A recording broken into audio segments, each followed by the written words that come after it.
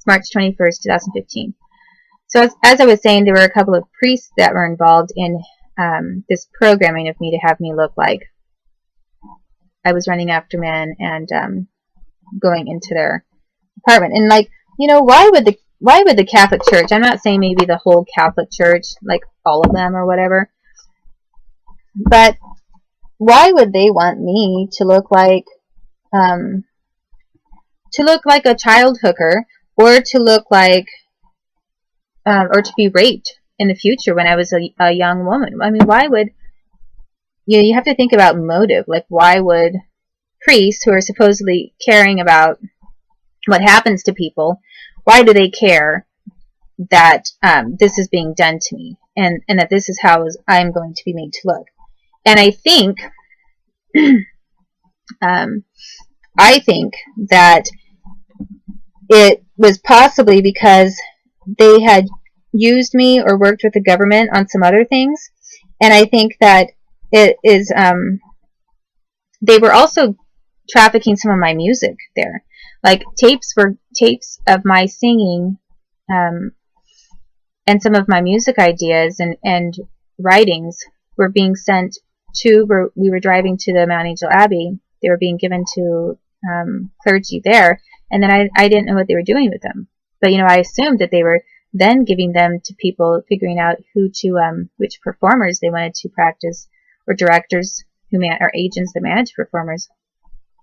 They wanted to have used those songs because I was making a lot of money. A lot of money was being produced off that. And, you know, for whichever thing it was, I'm not quite sure. But some of those guys maybe felt that they needed a cover too. You know, maybe they felt that that at some point maybe I would testify against them, and that there could be a case. Maybe one of the psychics predicted that would be true. And it's not like the Roman Catholic Church has never had an accusation, I mean, against them about, you know, abuse of kids, you know, en masse, or in class action lawsuits. Maybe that wasn't really typical prior to like the 1990s or something. But I mean, it did happen before. Like by the 1980s, by the 1980s, you can find cases where kids who are Catholics, you know, had and their parents who are even parishioners were suing the Catholic Church for damages because maybe their kid was getting taken off by some clergy person.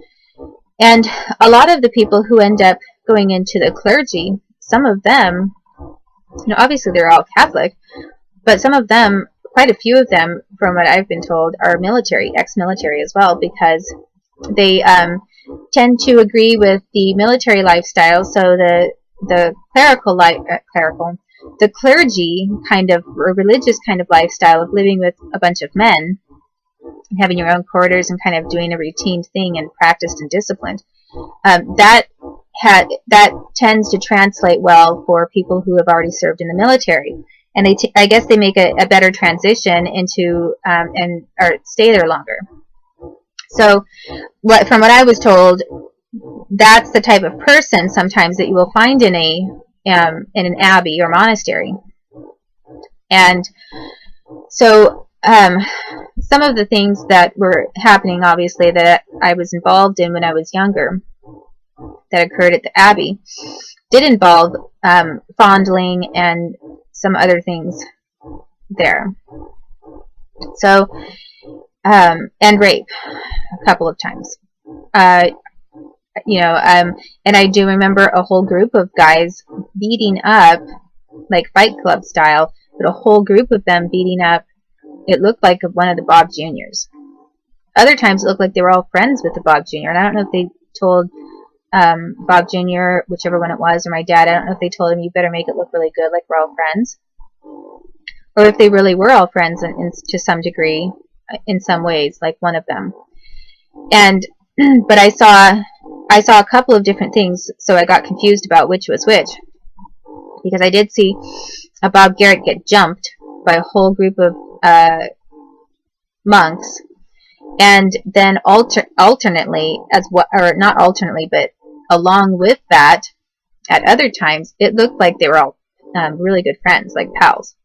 I mean, maybe not really good friends, but like they all had an understanding with each other. So, and then here was this, I knew for sure that there were different forms of trafficking occurring at that abbey. There were some drugs, there was a drug flow going there. There was also my songwriting material. And then they were getting to know me for some reason. I don't know why they wanted to know me, but I was getting to know on a very personal basis a couple of the monks there. And then a couple of them did rape me. And they had FBI standing by when that happened. So it was kind of like the FBI and the Catholics, these people who were all interconnecting themselves together, like in what appeared to be some kind of a pact, which really goes to the whole idea of a RICO claim. Obviously, if anyone really believes what I say and my facts are true, then it is true that there were 2 or more persons conspiring to commit serious crimes against me. And I guess it got to the point where what they were doing was so bad, they all felt like they needed each other. They all needed each other to get, and I'm not going to say that every single monk and every single priest there was involved or knew. I think it'd be kind of hard to not know. I mean, how would you not hear a rumor in a monastery? I mean, you're at least going to hear a rumor about something. So there was all of that stuff going on when I was really young, and then later, I was like a preteen, a little bit older. They were making me do all this programming in the Coos Bay area with these cops and FBI and all these people, and basically with a plan to set me up so that I would get raped. How well can we ensure and trust this idea that we can get Ms. Garrett to, by force and torture, to go after these men and be programmed in a way that I guess makes me look really tawdry, and I mean, the main motive that I can think of, aside from raping me to degrade me and humiliate me, and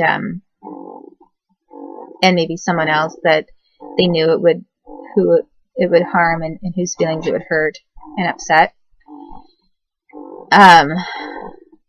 I think that probably is because they wanted to get things recorded, like on a hidden camera, and then show people secretly what had happened and convince people that I was just a liar. I think they wanted to at least make me look like I was a floozy on the outside. I wasn't someone that you should associate with on a regular social level, and that in the internal records and secret records that they maybe were passing around, they were probably not only getting more sex tapes out of it to degrade me that looked like I was consenting to things, they were probably also just using that to say that I lied. And so nobody should believe anything that I ever say is true. And because I was such a liar, I deserved everything that was bad to happen to me. And so by the time that I was having to, one of the last kinds of programming specifically that they did in Coos Bay, when they were doing all of those things, making me run away from one person, go to the man who told me to go with them. And it was never a woman. It was not one time was it a woman that I had to run to and say I'm going to stay with her overnight. It's always a man. In all of those different scenarios I had to practice in Coos Bay, the last one that they made me rehearse over and over and over and over was the one where I had to say to a guy who told me in a building that I want you to go with me, go home with me, and then having to go out of the building to the car where the woman was waiting for me, tell her no, I'm going with him, run out, and I was crying. I was trying not to cry, and they started torturing me. I was then back in that building, and they kept putting the electrocution head brace on me. And they were getting mad at me. They were yelling at me and saying, they were like smirking around with each other, laughing and looking like they thought it was funny. And then, but then to me, they were yelling at me if I showed any kind of distress or tears at all. And then finally, after they did that over and over, and they kept using this electrocution head brace on me after each time, then they let me quit. But it was only after they felt that they had drilled it into my brain well enough, and they'd threatened me. And they then were also using guns at that point, and saying that they could kill me, and if I didn't, do that, with keep practicing with them. So they had a bunch of people watching everything that was happening. And yes, I actually do remember that there were those the two Catholic guys there. They had FBI that were there. They had Catholic guys that were there, and they had cops.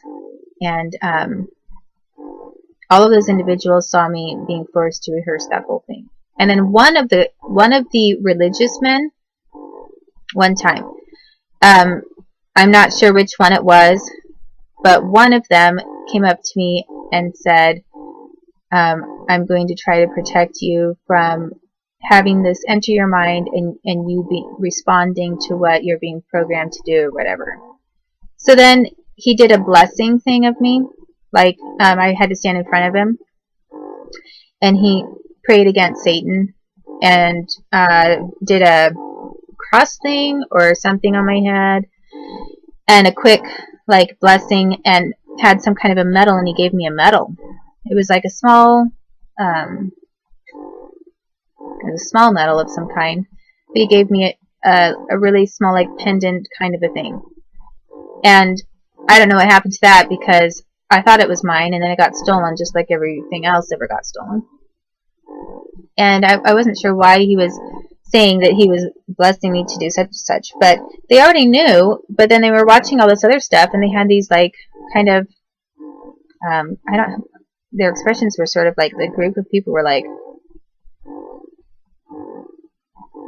it was like, so when I say smirks, I mean kind of like,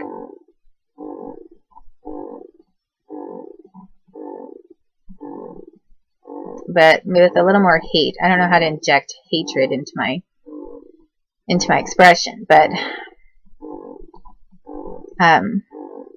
these people then all stood there after one of the last times. It was almost like they all stood there with this expectation, this air of expectation, and okay, we have just concluded our intensive programming of Ms. Garrett. And so then what they did, after they made me do that several times, and they did do that a few times in Washington as well, as I said, then they let me quit. And so then the next summer, I wouldn't have to practice that at all, or a different summer when I was over there for whatever amount of time. Or later, maybe it was a couple weeks later, they tried it out, and I hadn't had to practice it at all for that whole time. Well, then I'm all of a sudden in Jenny's Shoes, the store with my mom, and they had my mom test that out on me again. And one of the women who was there besides Barb Freeman, I think it was Barb Freeman I remember there, another one of the women who was there was Patricia Swanson. And Patricia Swanson is a CPS director who's been involved in kidnapping my babies from me. And she was one of the women who was in Jenny's Shoes, watching what happened when when a guy came to the place and said I had to go with him, and my mom said, no, stay here, and held me, and I said, no, I have to go with him. And I really got to the point where I wasn't even thinking about why I had to go with him, except for he did say something about money. Or I thought maybe he was going to give me a tip. I thought maybe it really would. But most of what they were doing didn't involve money or a tip or something like that. And when they did this thing with leaving the woman, they told me specifically there was not going to be any money, but maybe some information eventually, something like that. And I didn't care because I didn't want to keep doing what they were telling me to do, but they forced me to do it. So they practiced their whole programming thing and what kind of response it had on me, and if I was still programmed to do exactly what they told me to do. So when I went running out there, they degraded me again. Had somebody else getting shoes, and I was running after the strange man looking like a floozy, and then coming back into the place with my mom. And she didn't look like really happy about it, but then again, like sometimes they'd force my parents to look like, you know, sometimes they were like they were happy about it. And so then when we go to the fast forward a couple decades from then, when I was in this club where they were playing these songs that had to do with what Coquille did to me in Coos Bay by kidnapping my baby girl from me and using a song that I had written called Get Low, and it was all about the court process and what they'd done. Here they had Mike Tanzer showing up, dancing with me to that song and everything, and then doing the exact same thing, planning the whole routine of that I was supposed to go with him. And then Eric Ballinger was acting as the woman, like the cop, undercover cop person at the car, and then telling me, and I'm telling her I'm going to go with this guy, and she's then grabbing me saying, no, don't go. And, you know, I was drunk. I was very drunk, so they used that against me, because had I not been drunk, I probably would have resisted more, too. I would have had more strength to resist against the subliminal programming that they did to me. But I think that part of their objective was to use that kind of a state where I was more vulnerable and where your reflexes and instincts aren't as good, and you tend to go more on a different kind of level, and don't sense danger as much or have the same kind of fear, that kind of thing. I have to. This video might not. I think it will still go on YouTube, but I have to make it quicker. Anyway, she was doing the exact same thing, and then there I was doing that, and then Mike raped me, and then he used the next set of the sequence of triggers to rape me. So that's something that Coos Bay has done. I'm now in the third court case over my baby girl, and I've asked for change of venue for obvious reasons, because all the people in this area are tainted. And the judge refused to give me change of venue, and has just recently won't even let me be pro se and let me make my own case, and has claimed that I'm incompetent, as in like a total nutcase, and I can't even understand instructions from my attorney. And I don't want this attorney, because this attorney is corrupt. And I know that she works for the FBI, because she was trying to recruit me to work for the FBI when I was a little girl. I told him to fuck off, eventually. I mean, at first I kind of worked with them, and then I realized, I want to work with you. You guys are the shit of the earth.